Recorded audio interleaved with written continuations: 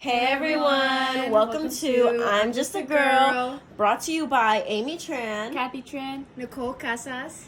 Today's episode, we're going to be talking about mental health, and we're talking about mental health in reference to the characters of Wife of Bath and how mental health has affected them. So we're just going to talk about our own personal mental health experiences. I feel like in our day and age, mental health is like really normalized, which is like a good thing because it used to not be normalized. And I feel like Gen Z really focuses on improving mental health. Mm-hmm. Like as mentioned before, most podcasts now focus on mental health, and it's like really beneficial for Gen Z because we really be going through it. Yeah, not only are we like getting more informed on like what to look out, but like we can also improve ourselves. Exactly. On how to become and they're a better more person. aware of their emotions. Yeah, we're becoming more aware of how to handle our feelings with other people as well. And I feel like our parents, like their generation, it's like, oh, mental health is not real. Like you just have issues. Like it's not real. Yeah, it's like watered down on how we feel personally with other people. And I feel like as a generation we do good on like bypassing that. Yeah. I agree. So mine is like a roller coaster, to be honest. Like I feel like it depends on the weather mostly. Seasonal depression is real. Yeah. It is real. Yeah. I don't care what anyone says. It makes sense. It makes sense too, honestly.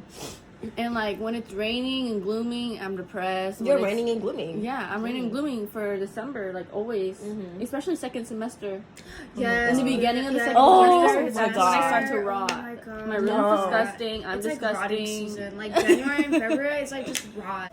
I be getting summer depression sometimes. No, it's because like you have like nothing to do because like, you have nothing to stress about. But I think a way you can help yourself with that is by just going to the gym, just going outside, and what you eat as well.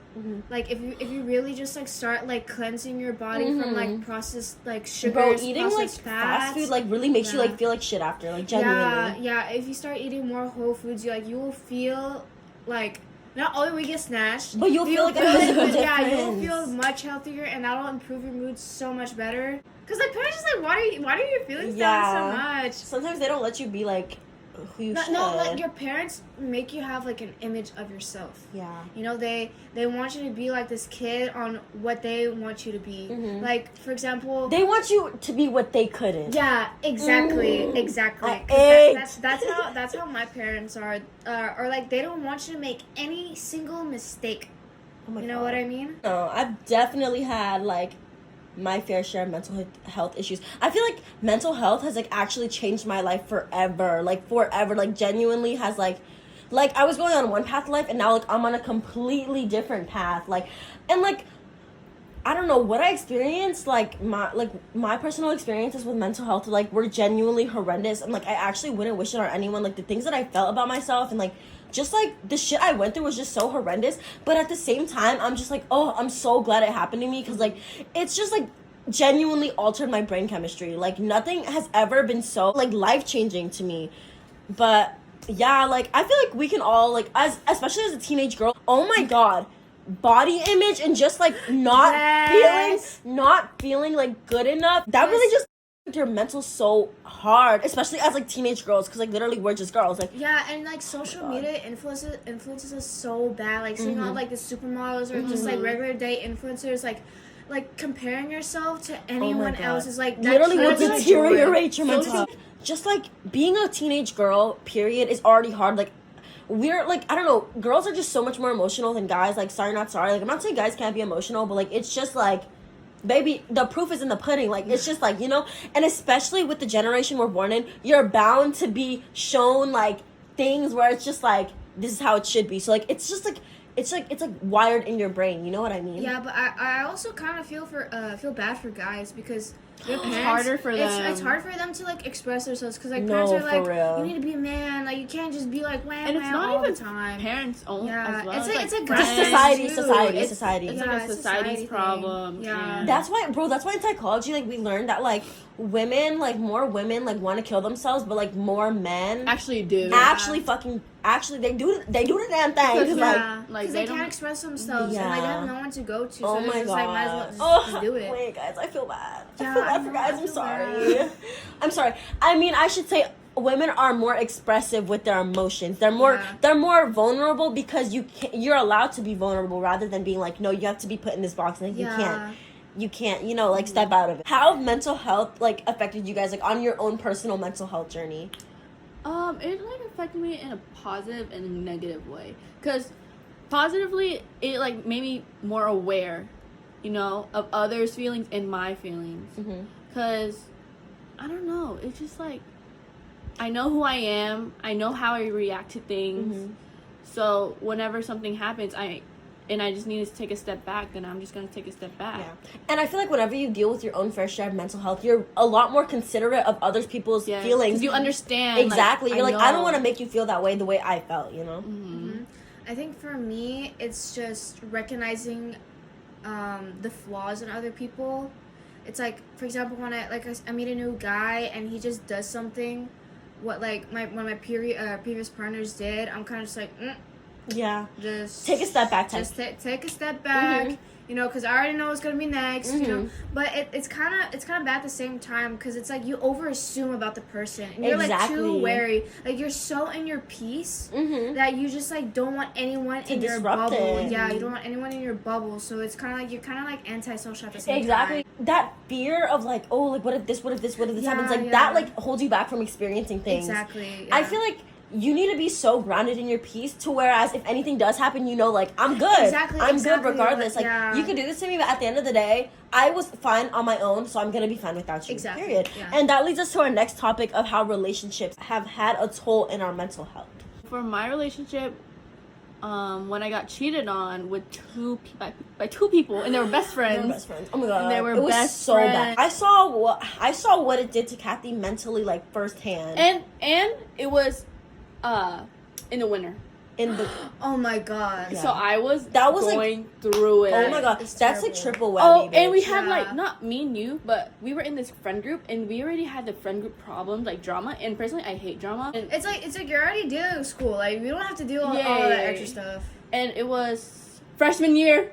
Oh my god, like, quarantine, like the damn mask. Oh my god, wearing the mask had me already depressed. Like, and this god. Too. Yeah, I was just going through it, and I just hate feeling like the second option. Matter of fact, the third option. Oh my god, I'm bad. It was so bad. Like Princess Diana, it was. Oh my god, it was a little crowded. Oh my god, no, it was horrible. That like led me to having like really bad trust issues. Yeah. So I had 2 relationships after that. And, like, I just, like, overthink everything. And I still do. You can't fully, like, allow yourself to free fall into the relationship with the fear of, like, oh, what if this, what if this, what if this, That's why I haven't been in a relationship in, like, 2 years. And that mindset ruins a relationship. Like, the questioning, it's just, like, the guy's like, oh, do you not trust me? And it's like, no, I just don't trust anyone. Yes. I just don't trust anyone. Like, what you're telling me, I know you're not telling the truth right now. Like, I know you're lying. But they could be. But your brain, that's just how I am. It's so altered. It's so hard, like, to believe someone. Yeah, and I'm very, like, an insecure person when it comes to a relationship. Yeah. So I'm like, why are you talking to, like, another girl? Like, why are you talking to that girl? And that's very, like, controlling, and I know that's not who I am and who I want to be, but, like, that's I don't know, what it when did I'm to you. It altered your brain chemistry. Like, sometimes I can't control it. Yeah. Yeah, that also happened to me with my ex. My ex was very manipulative, gaslight me every day. He was that type of guy. And what he would do is he would have his options like very visible to me. Like he would have like his other like girlfriends or like not like actual girlfriends but like hoes. Like his hoes like very like I could literally see him in his comments on his like TikTok videos my and god. stuff like that. And he would make me think like I'm not enough, like I need to step up, like I need to be there for him. And then it was working and then he liked it that I was being like that, so he just kept on doing that. And like me being so dumb, bad. like Miserable where you cry and you can't even breathe. Like no, it's the actually worst like feeling. like and you my just lowest scream. point. Yeah, like, my lowest point was like he like blocked me like for some reason. It's like a long story, and I was on the bathroom floor like crying. I was like, that's what I would do. Laying on the wall, like just crying. Yeah, it's so. I understand. Yeah. The song Emotions is it just playing on my phone? I'm like, wait, cue the song. The other one by Lana Del Rey. Oh my god! The other woman. Okay, well, I feel like obviously obviously every situation is 50-50, yin and yang. Obviously there's stuff that happens for the better and for the worse. And personally, I've had my own fair share of like guys deteriorating my mental health. But like on a different note, I feel like my first boyfriend, he actually made my mental health better. Like I was going through a lot and I was really depressed. Like, yeah, I felt so unlovable. I felt like no guy would ever be able to love me, and like I was just like so like, you know, like too much for everyone. But he was the first guy that actually like loved me. Like he actually like he took me seriously, and like he took me out, and like he just did everything a boyfriend should do. And I was just like, maybe I am lovable, you know? And that made me better. Like he made me happier. Not in the long run, but you know, he did at the time. Miss Castillo, you know who we're talking about. He's in our English class, you know, girl. But yeah, I mean, honestly, there's just like sides to every situation. But thank you guys so much for tuning in to our podcast. We had so much fun making it, and I mean, let us know what else you want to hear from us. We would Comment love down to. below. Yeah, comment down below. Thank you for listening.